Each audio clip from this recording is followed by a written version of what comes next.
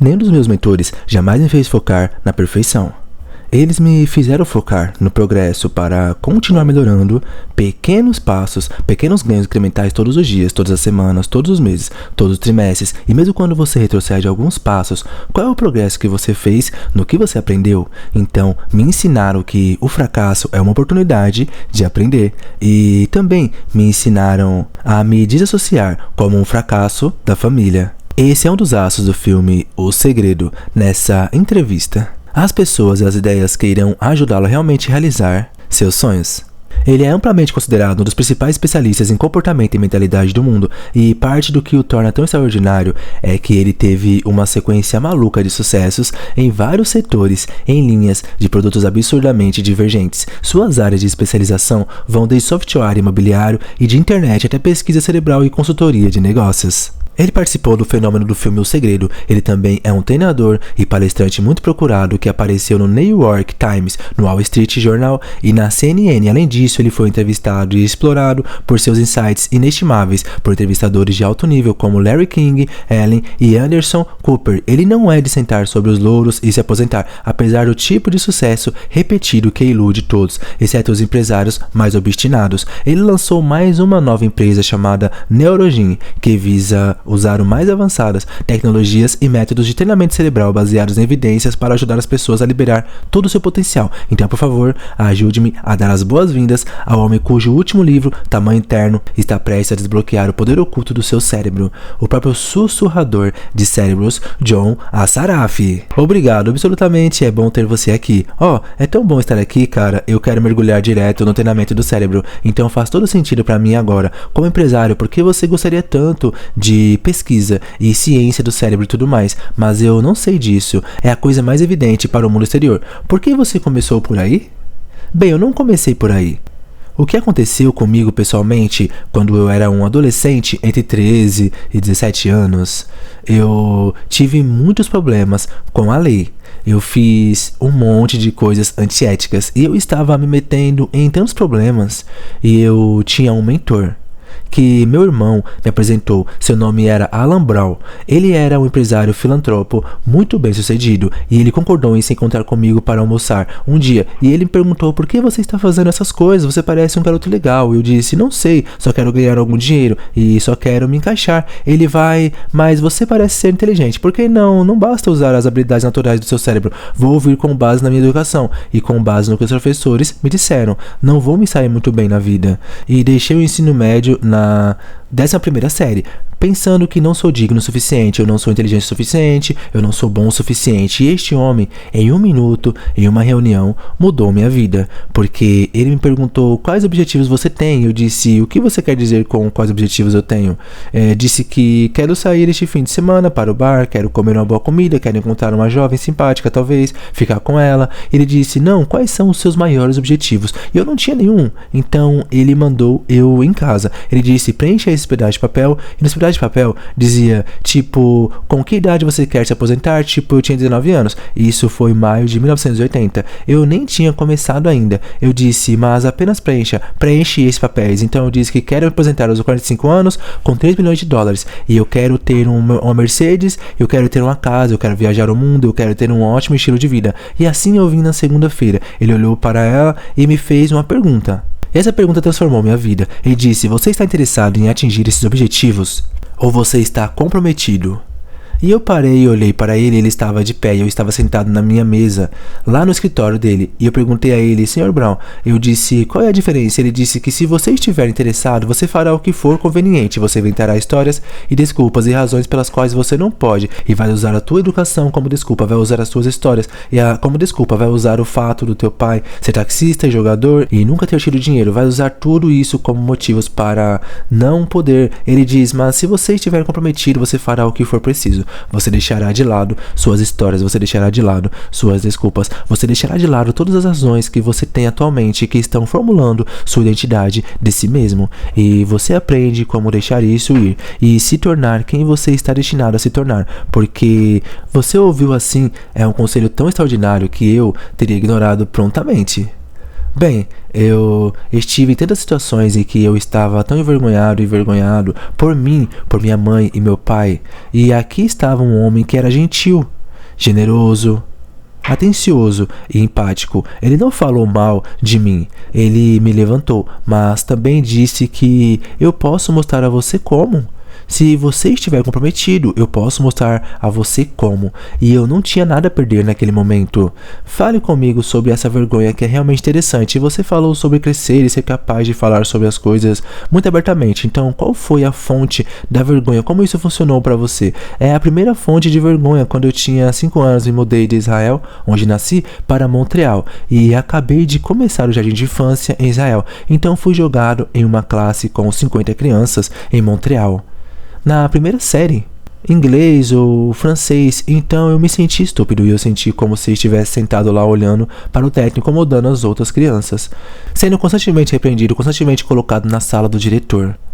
Dos meus pais, meu pai era fisicamente abusivo, o que você sabe é um desafio em si. Eu me senti envergonhado por não ser inteligente o suficiente para não ser bom o suficiente para não ser muito importante. Naquela época a escola era, você sabe, que meus pais estavam tentando dizer, vá para a escola, vá bem, essa é a sua saída de vocês, sabe? Onde estávamos vivendo, essa é a sua saída desta vida que estamos tendo, que não era uma vida ruim, tínhamos comida na mesa, tínhamos um teto sobre nossas cabeças, mas sempre havia uma luta e o Sr. Brown me ofereceu alguma esperança. Realmente significou que ele me ofereceu amor gentil e esperança. Sem me envergonhar ou me fazer sentir culpado. O que foi que ele disse que parecia esperança naquele ponto? Foi o comportamento dele, de quão gentil ele era, extremamente bem-sucedido. Escritórios, imobiliários, edifícios imobiliários, uma esposa, filhos. Apenas bondade, você sabe, apenas bondade crua. Não havia nada para ele ganhar me ajudando. Ele não me conhecia, mas ele simplesmente era gentil. Era uma das primeiras vezes que não havia uma agenda oculta ou alguém só, você sabe, me rebaixando por ser um ser humano degradante ou um ser humano degradado. E ele me fez prometer, se eu pegasse o que ele me ensinou, eu ensino para os outros. Eu acho que eu me tornei um exemplo realmente extraordinário de reescrever sua história. Sim, como você saiu debaixo da história que você teria que estar formando se seu pai fosse abusivo, porque agora eu sei que vocês estão em uma comunicação muito regular. Então acabou de fazer 88, onde é incrível, então eu perdoei 50 anos atrás. Como foi esse processo? Eu sei que muitas pessoas estão assistindo isso, agora eles estão presos em uma história, cara, como se algo tivesse acontecido com eles quando crianças, o que é que esteja acontecendo com eles agora. Eles não sabem como sair dessa história e nunca poderiam conceber um relacionamento bonito. Você sabe que eles meio que reexploraram e reimaginaram. Quando eu tinha 20 anos, das coisas que Alan me colocou no caminho foi o desenvolvimento pessoal. Você sabe, ler um livro por mês, ir a eventos, ouvir fitas, cassetes naquela época de coisas motivacionais, para motivação, para inspiração, para estratégias, para táticas do que fazer para levantar seu nível de habilidade e conhecimento. Então eu fui a este evento e trouxe este desafio que eu tive com meu pai. E o instrutor disse como quando você vai perdoá-lo. Eu disse eu nunca vou perdoá-lo. Perdoe-o. Há tanta dor. E o instrutor disse, bem, se você nunca vai perdoá-lo, então é você quem toma a pílula de veneno, esperando que ele morra, ou seja afetado. Ele diz que você não o perdoa por ele, você perdoa ele, então você pode seguir em frente. Eu estava tipo, Número 1, então ele disse, por que você não pergunta ao seu pai por que ele fez isso? Como por quê? Ele estava assim, então quando eu reuni coragem suficiente no telefone com meu pai, eu disse, pai, como é que você nunca disse eu te amo? Ele diz, bem, meu pai nunca disse que me amava, isso não é o que um homem diz. Mas você diz para minha irmã. Diz, bem, tudo bem, dizer para uma garota ou para uma mulher. Eu disse, por que você me bateu tanto? Por que você disse porque você estava sendo um menino mau? Eu disse, mas por que você não falou comigo? Por que você não apenas falou?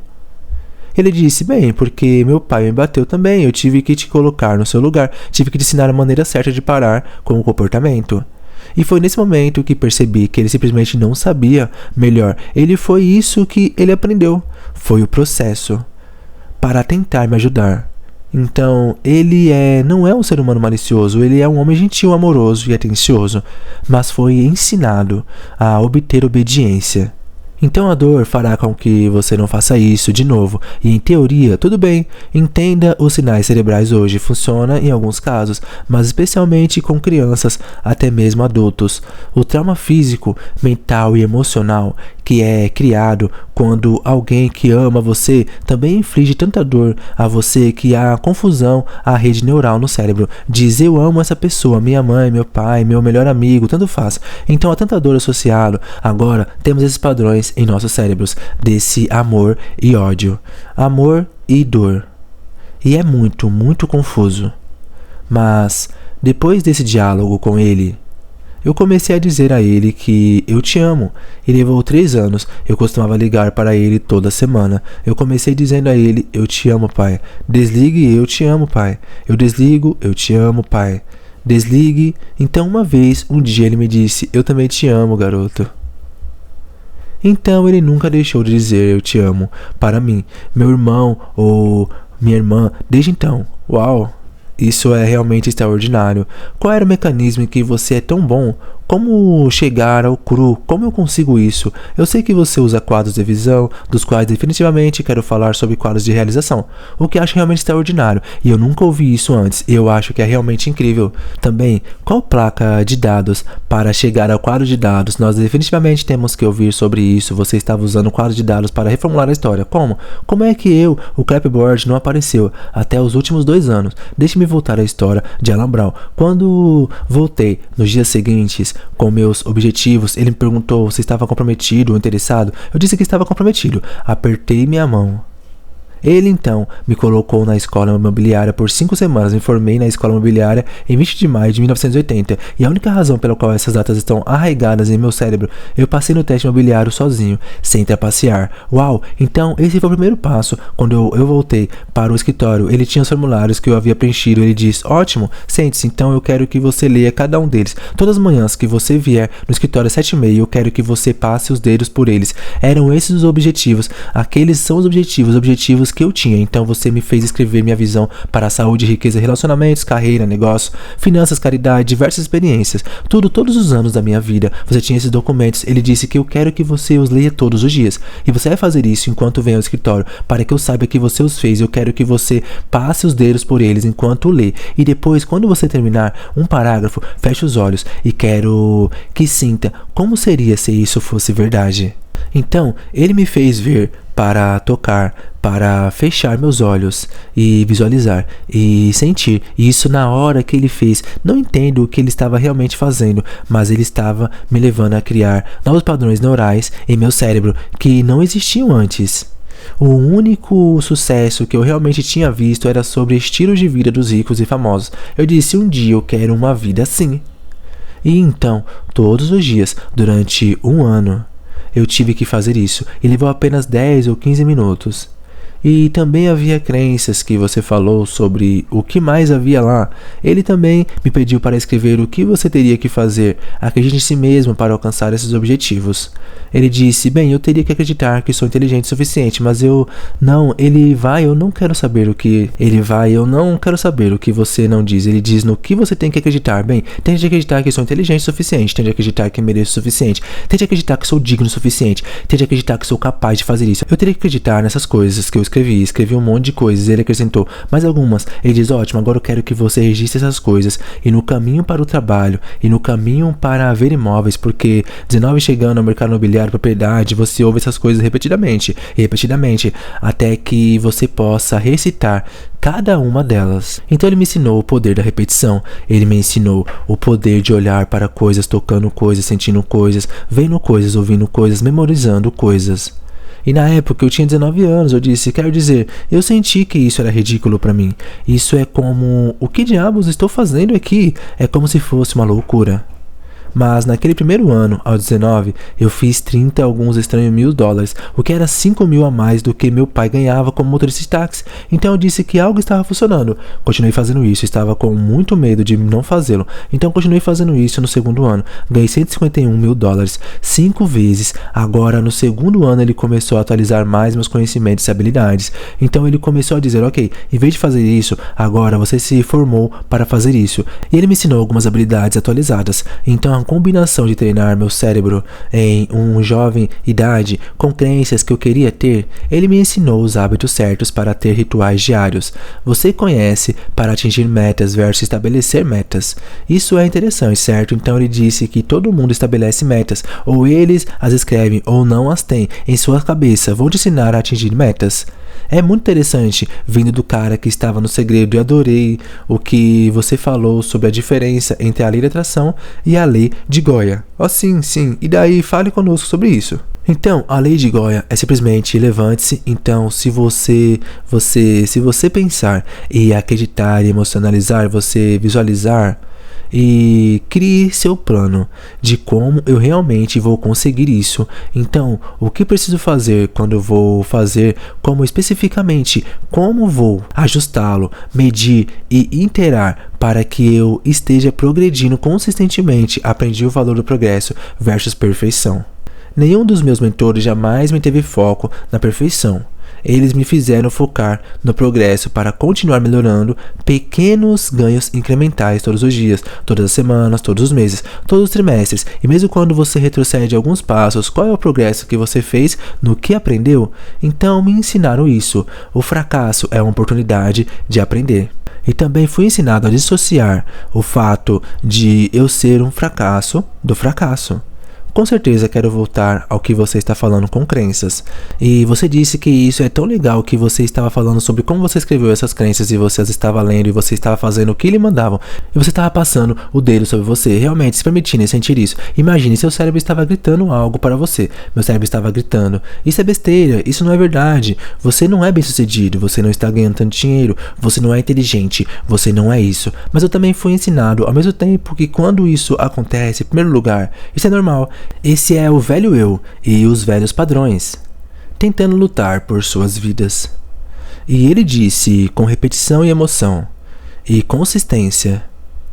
Inicialmente é difícil e você tem que usar esforço consciente para criar as novas crenças que ele diz, mas ao longo de 30 dias, 60 dias, 90 dias, 180 dias.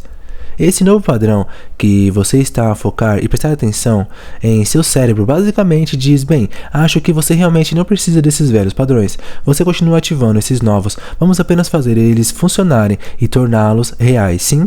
Mas eu quero entender o que aconteceu e com o mesmo a lei da atração. Você conhece, e eu fui ensinado a lei da atração, você sabe. Eu tinha 23, 24 anos. Também, em uma conferência imobiliária, eles estão falando sobre essa lei da atração, que existe essa energia, tudo é feito de energia.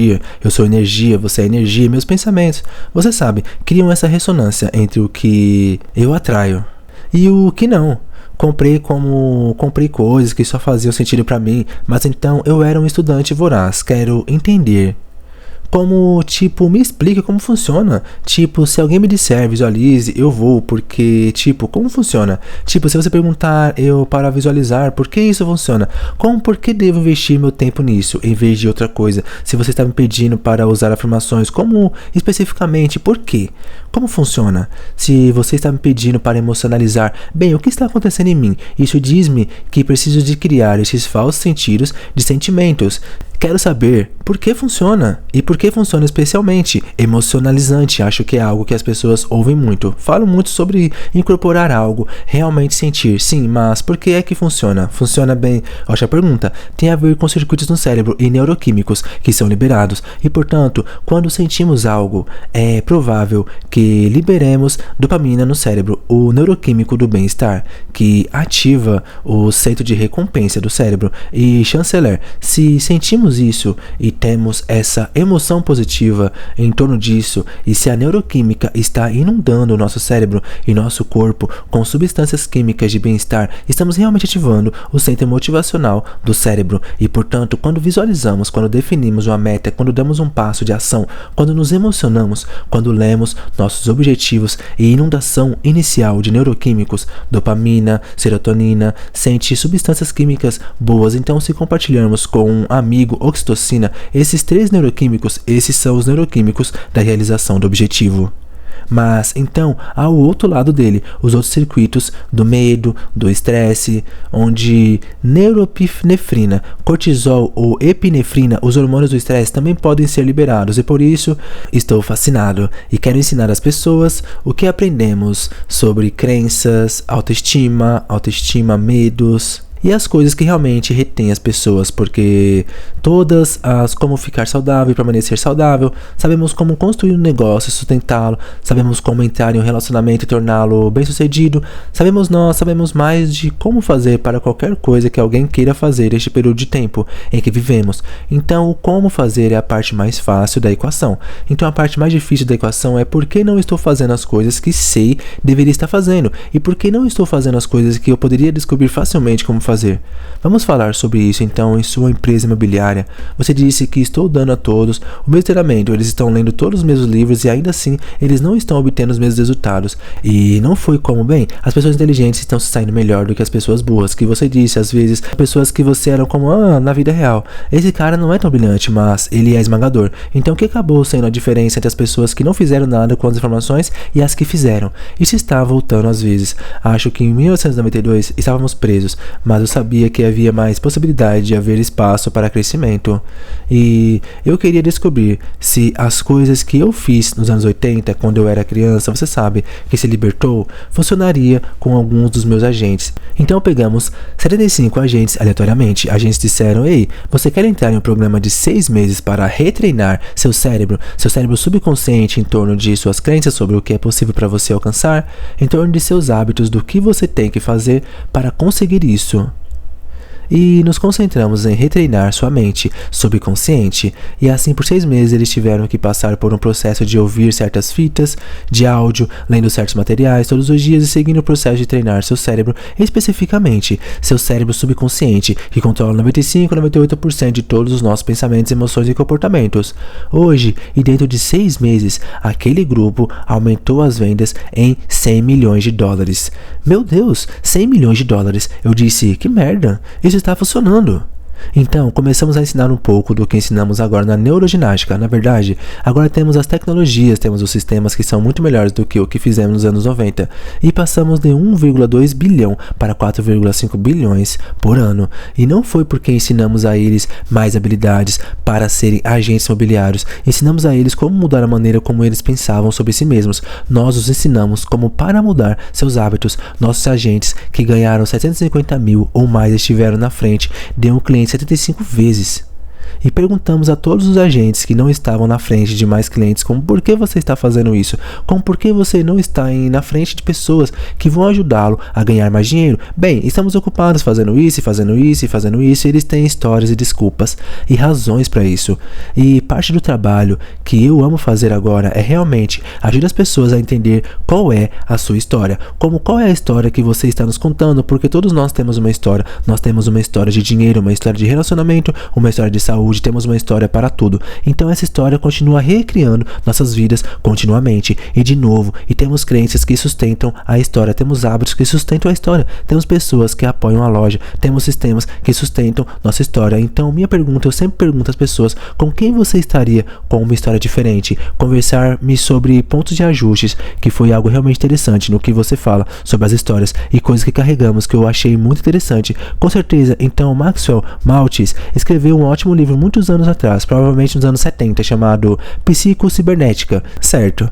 E Maxwell Musgo era um cirurgião que realizava cirurgias em pessoas, e o que ele notou é que mesmo após cirurgias plásticas que ele realizava em pessoas, algumas pessoas não viam nenhuma mudança em seus rostos, e era visível para todos, mas não para eles, porque eles tinham um mapa de como eles pensavam que eram, sim? Então todos nós temos um mapa da realidade, temos um mapa de como pensamos que somos, e qualquer qualquer desvio no nível físico desse mapa, dessa representação visual que temos em nossos cérebros que não corresponde ao mapa, seu cérebro o exclui ou distorce.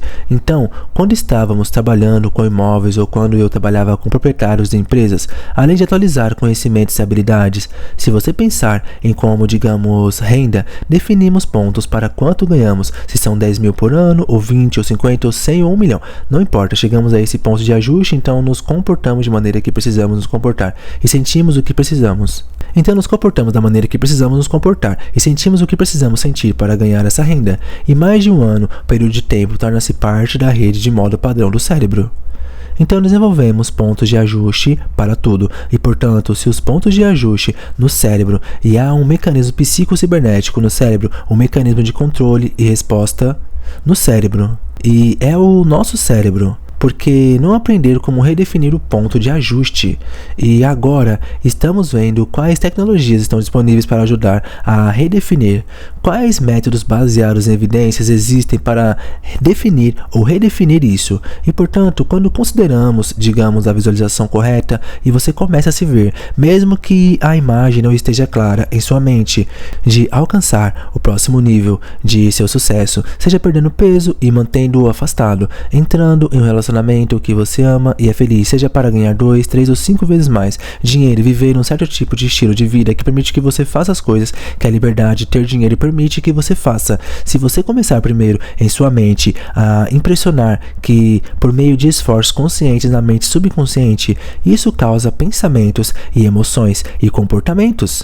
Então, eu gosto de trabalhar de fora para dentro e de dentro para fora. Então, use ambos. Eu quero todas as vantagens. É interessante. Então eu ouvi você agora algumas vezes e nas primeiras vezes não me chamou a atenção, mas você sempre diz perder peso e você nunca diz perder peso. Sim, o que você faz quando perde alguma coisa? Procure sim, não quero procurar o peso que perdi, quero liberá-lo. Também gosto de usar padrões de linguagem que vão me capacitar versus me desempoderar. A conversa interna é tão crítica. E por isso estou sempre prestando atenção em como estou falando comigo mesmo.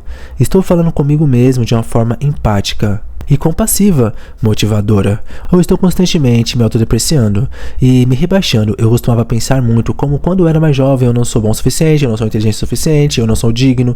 Um desses pensamentos, e você sabe, muito medo de ficar envergonhado, medo do fracasso, medo de estou envergonhado. E ainda tenho pensamentos de vez em quando, especialmente quando estou definindo novos objetivos, eles surgem tão rápido. Você é inteligente o suficiente para alcançar isso, você é bom o suficiente para alcançar isso. Mesmo quando eu realmente mergulhar profundamente na ciência do cérebro. E até mesmo o novo livro que eu tinha, fiquei petrificado para lançar meu livro. Demorei 2 anos para escrevê-lo, porque agora estou entrando em outro domínio de neurociência e neuropsicologia com especialistas de renome mundial, que eu trabalhei por anos. Mas agora, aqui estou me expondo com isso é neurocientificamente correto, então eu tinha que ter certeza de que era. Mas há muito medo, mas eu entendo o que é a emoção do medo. É um gatilho subconsciente, isso causa esse sentimento que eu não gosto, e é um sinal fantasma para mim, não um sinal de parada para mim. Isso é interessante. O que você quer dizer com isso? Bem, o medo é uma emoção. As emoções são todas desencadeadas no nível subconsciente. Elas liberam neuroquímicos que causam um sentimento. Estamos conscientes dos sentimentos que são acionados no nível subconsciente. E o sentimento é o ponto final da experiência humana no corpo físico e, portanto, quando você tem algo em seu cérebro que uma rede neural diz, bem, e se este livro for lançado e você falhou, e se não for bom o suficiente, o que não é cientificamente correto, e se meu cérebro vai processar isso da mesma forma que o cérebro e todo mundo, porque esse é o cérebro de todo mundo, é o mesmo mecanismo de como o cérebro funciona, é o cérebro de Einstein, o cérebro de Hitler, o cérebro de Genghis Khan, o cérebro de Tom, Billy e eu, todas as mesmas funcionalidades. Então, se você entende a mecânica do que deveria acontecer, então você diz, ok, ótimo, quando eu sinto isso, então o que eu vou fazer? Então eu gosto de usar uma analogia de um carro. Você está dirigindo um carro e está conversando com um amigo seu e uma luz acende no painel. Você não pega o martelo e bate na luz. É um sinal que algo está acontecendo no motor, no porta-malas, nos pneus. Algo está acontecendo. Emoções e sentimentos não são positivos ou negativos. Eles são fortalecedores ou incapacitantes em vários graus, se você não os entender. Então, se você pensar sobre o medo, certo? Como um bombeiro vai em um prédio em chamas quando há uma enorme adrenalina e uma epinefrina que você sabe que poderia parar a maioria das pessoas mortas. Eles aprendem aqui é a sensação. É normal. Você tem o conhecimento e as habilidades e a preparação para lidar com isso de uma maneira segura. Vá, se você não fizer isso agora, você recua. Então temos esse cérebro fenomenal, certo? São habilidades geniais. Não podemos descobrir como replicá-lo em qualquer lugar com bilhões de dólares. Mas estamos obtendo alguns manuais do usuário agora. Então, quando você sentir medo, o que você deve ensinar? Os 2 primeiros tamanhos internos que ensino a cada um de nossos alunos. O número 1 é chamado de 6. Acalme os circuitos. Então, se você tiver essa energia emocional desagradável, ansiosa e medrosa em movimento, é desagradável. E os intervalos continuaram. Se você apenas respira profundamente 6 vezes pelo nariz e expira pela boca como se estivesse respirando por um canudo, você desativará o centro de resposta ao estresse. O que significa que o sangue voltará para o córtex pré-frontal esquerdo, que é a parte de Einstein do cérebro pode realmente pensar sobre este problema, porque o que acontece quando o centro de resposta ao estresse é ativado, o sangue vai para a resposta ao medo, então você tem epinefrina, cortisol, adrenalina para ser capaz de tirá-lo da situação. Faz parte do nosso cérebro instintivo, parte do cérebro reptiliano. A primeira parte do cérebro que foi desenvolvida foi que então o cérebro dos mamíferos, o sistema límbico, então o neocórtex, o cérebro pensante. Então quando o nosso cérebro tem esse sinal de, oh meu Deus, você pode se machucar, você pode ficar envergonhado, ridicularizado, julgado, etc. Essa parte do cérebro vai ser ativada. Então, se você respirar fundo 6 vezes, primeiro acalme-se e acalme os circuitos. Primeiro, então, faça o tamanho interno número 2, chamado Aya Aya. O primeiro dia é para a consciência. O que estou pensando agora? O que estou sentindo agora? O que estou sentindo agora? Qual é o meu comportamento agora? Para você, pensamentos, sentimentos, sensações, consciência do comportamento. Qual é a minha intenção agora? Essa é a minha intenção, é seguir em frente, eu quero fazer isso. Ótimo! O que é um pequeno passo de ação que você pode executar? Agora, a razão pela qual você deseja dar um pequeno passo de ação é um pequeno passo de ação que seu cérebro pode lhe dar. Se for um pequeno passo em direção a ele, a resposta à ameaça desaparece.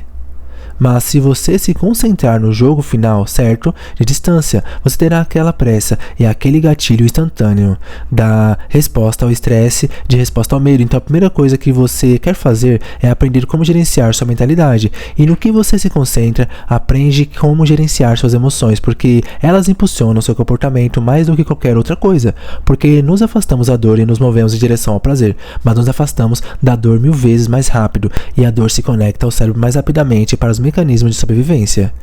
Então, puramente de uma perspectiva da neurociência, apenas entendendo a si mesmo, quando você entende bem esse sentimento, é normal, ok? O que devo fazer? Tomar 6 dos circuitos Aya. E agora você pode começar a ser progressivo e progredir em direção ao que você quer.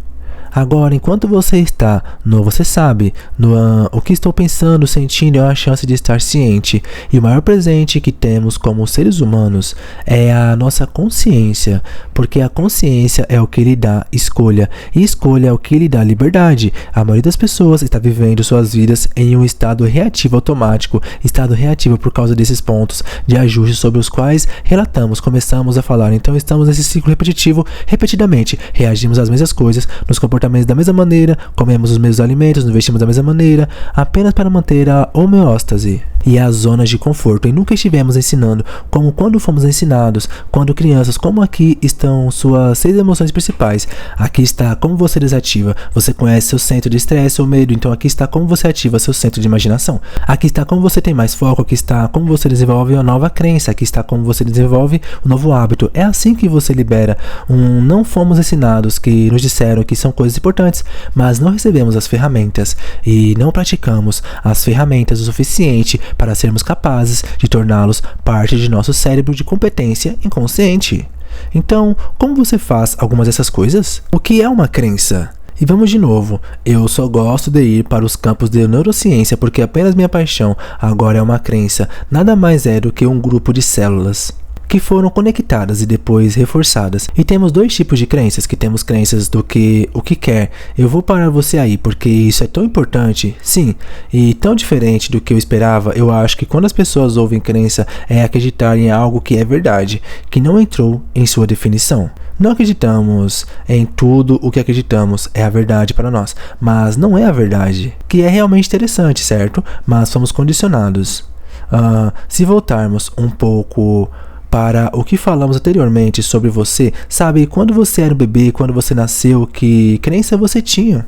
0, ovo de ganso, 0, não 1. Então você aprendeu no que acreditar e até mesmo como formular suas crenças. As chances são de pais, professores, irmão, irmãs, televisão. Talvez quando você lê alguns livros, direito e nos comportamentos com base no que acreditamos.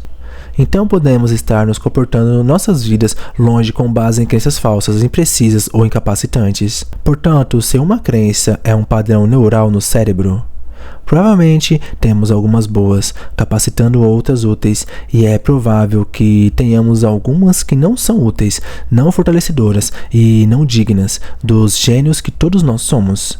Então a questão é se é possível para mim desenvolver novas crenças que eu não acredito agora. A resposta é sim. Sim, como é esse processo?